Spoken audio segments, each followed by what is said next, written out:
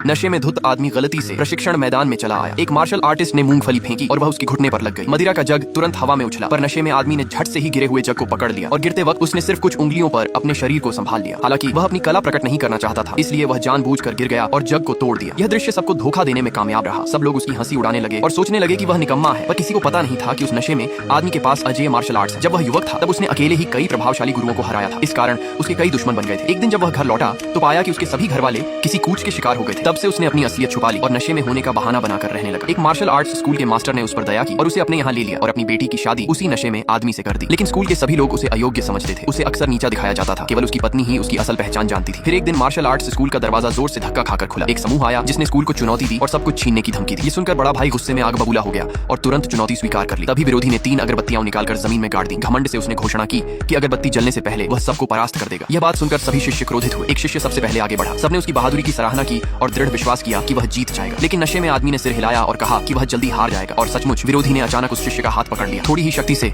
वह शिष्य को अखाड़े से बाहर फेंक दिया। सभी शिष्य अत्यंत आश्चर्यचकित रह गए। सम्मान बहाल करने के लिए स्कूल का वरिष्ठ शिष्य निर्णय करता है कि वह सामने जाएगा। बाहरी अखाड़े में फिर विजयी जय जयकार गूंजी। प्रारंभ में दोनों बराबरी से लड़े, पर शीघ्र ही विरोधी ने वरिष्ठ शिष्य की कमजोरी पकड़ ली। उसने तुरंत वरिष्ठ शिष्य की बांह पकड़ ली ताकि वह हमला न कर सके। दर्द से वरिष्ठ शिष्य कराह उठा। ठीक उसी समय जब विरोधी अंतिम वार करने ही वाला था, नशे में आदमी की पत्नी अचानक अपने भाई को बचाने के लिए आगे आई। पर उसे पता था कि वह विरोधी से कभी नहीं जीत पाएगी, इसलिए वह जमीन पर घुटने टेक कर विरोधी से अपने भाई की जान दया करने की विनती करने लगी। पर विरोधी ने उससे कहा कि वह नशे में आदमी से तलाक दे दे और उससे शादी कर ले। औरत ने बिना किसी झिझक के उसे मना कर दिया। नशे में आदमी से संबंध तोड़वाने के लिए विरोधी ने नशे में आदमी की ओर मुक्का फेंका। औरत ने तुरंत उठकर अपने पति की मदद के लिए वार रोकने की कोशिश की। अपनी पत्नी को गंभीर रूप से घायल और जमीन पर पड़ा देख नशे में आदमी अब और अपनी ताकत छुपाना नहीं चाहता था। उसने कसम खाई कि वह विरोधी को भारी कीमत चुकाए।